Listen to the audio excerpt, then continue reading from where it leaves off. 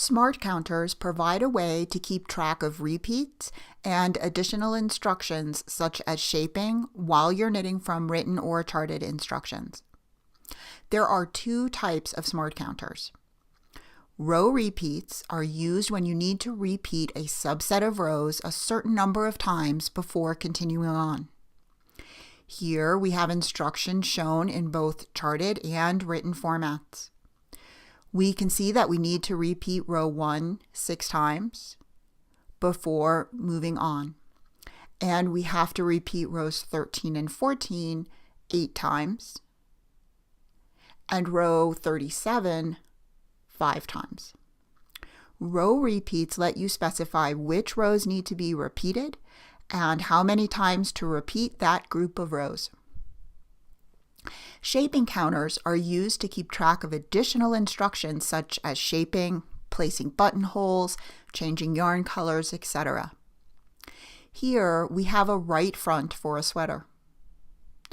We're going to be knitting our basic cable pattern for the body of this front, but we also need to do waist shaping that starts on row 5 and begin placing buttonholes on row 7.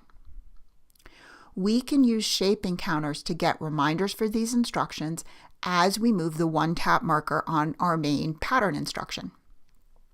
Let's see these row repeats and shaping counters in action while we knit.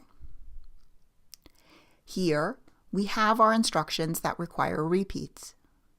I've already added the row repeats, so they will be tracked for me automatically. You can see the outline around each group of repeats. As I tap the one-tap marker, I come to the next row repeat section. My one-tap marker will now automatically move to the correct next row based on my repeat.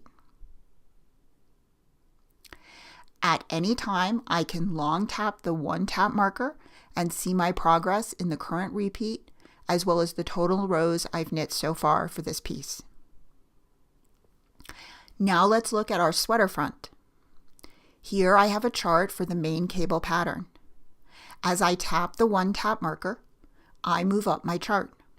When I reach row 5 in my knitting, I see my waist shaping reminder appear in the bottom panel. I can work the row, and if needed, I tap the key button to view the key. And to view the reminder, I can tap the reminder button, so I can toggle between any different piece of information in the bottom. To move to the next row, I need to check off that item by tapping its check mark. As I continue to work up the chart and reach row 7, I see I have to do both a waist shaping on this row and place my first buttonhole. Notice that you can see your progress for the selected shaping counter. I can select any reminder in the list to view its details. And I check off each one before moving to the next row. Be sure to watch the next set of tutorials to learn how to set up row repeats and shaping counters for your charts and written instructions. Happy knitting!